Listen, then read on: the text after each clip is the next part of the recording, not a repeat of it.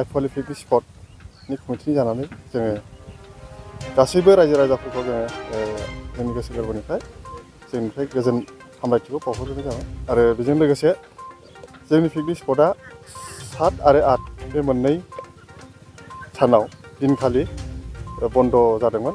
बन्दआ बेनो जादोंमोन माने बेयाव BBC इयुथ कनफारेन्सखौ जादोंमोन, बिनि थाखाय जों साननैखौ बन्द खालामनाय जादोंमोन। आरो बेजों लोगोसे माखासे माने प्रब्लेमनि थाखाय जोङो बे पिकनिक स्पटखौ जोङो दोनथ'नाय जादोंमोन। आरो दिनैनिफ्राय जों बे पिकनिक स्पटखौ जों दिनैनिफ्राय अपेन खालामफिननाय जाबाय।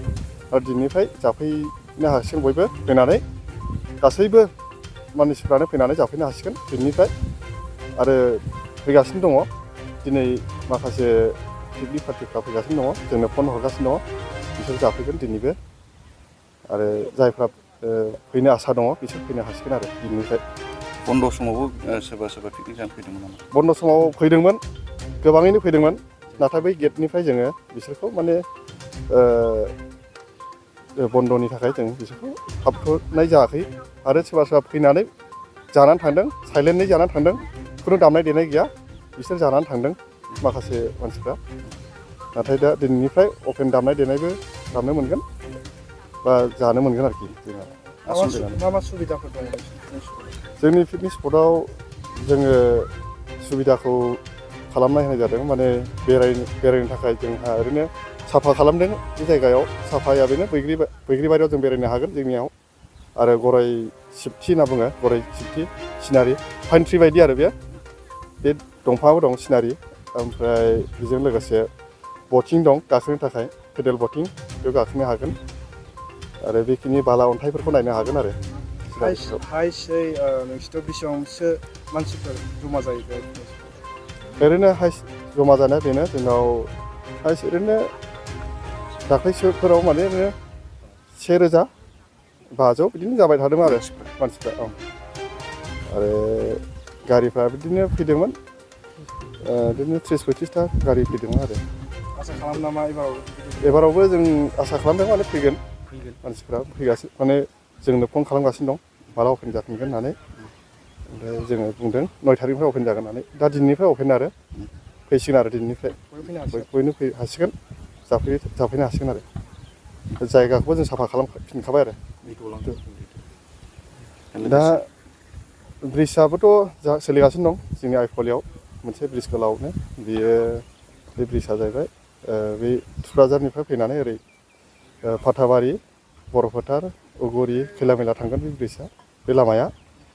दा बेयो खामानिया सोलिगासिनो दङ, मोजाङै सोलिगासिनो दं। बे फैगोन बोसोरनिफ्राय बेयाव दालांखौ हागोन आरो, ब्रिजखौ। दा बेखौबो नायनो गोनां, मोजांनो बिराद गोलाव ब्रिज। फैनाय लामाखौ अनेक मानसियानो, गोबां मानसिया आन्दायनानै थांफिनो। जोंनाव फैनो होननानै फैयो, आइफवालि पिकनिक स्पटआ अबेथिं होननानै फैनानै आन्दायनानै थांफिनो। नाथाय बे फैनाय लामाया बेंटलनिफ्राय ओरै काजलगावनिफ्राय फैयोब्ला बेंटल जानानै फैगोन, बेनिफ्राय ओरै मोनसे दुर्गापुर, बेजोंबो हाबजायो। ओमफ्राय मोनसे ओरै फैनाय बेंटल बारबोनानै बेंटल खुंगुरि होननाय लामा दं, मन्दिर रुफामनि मन्दिर दं, बेजोंनो फैयो। बेयाव मोनसे जोंना बेनार दंखायो, बेखौ नायनानै फैबानो जाबाय। आरो ओरै फैनानै थुक्राझार हायार सेकेन्डारि स्कुल, बेजों सिदा ओरै सानजाजों फैबानो जाबाय आरो। बेजों फैबानो मोनफैयो जोंनि पिकनिक स्पटखौ। हाबफैसिगोन। थांनाय 7-8 बेखौ जोङो बन्द दोनथ'नाय जादोंमोन। बिथांमोननि कमिटिजों रायज्लायनानै बेवहाय मोनसे सभा जादोंमोन। बे सभानि थाखायहाय जोङो साननैनि हाबाफारि लानानै जोङो दोनथ'नाय जादों। बेनिखायनो जोङो बेखौहाय बन्द दोनथ'नाय जादोंमोन।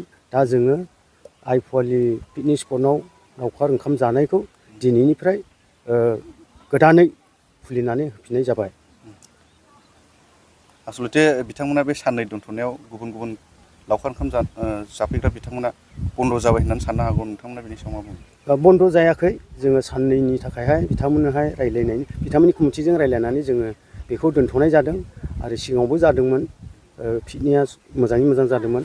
दा बेनिखायनो बे साननैखिनिखौ जोङो रायज्लायनानै दोनथ'नायनिफ्राय दिनैनिफ्राय जोङो अपेन, जोङो आइफवालि पिकनिक स्पट एबा आइफवालि लावखार ओंखाम जानायखौ गोदानै खुलिनानै होफिनबाय।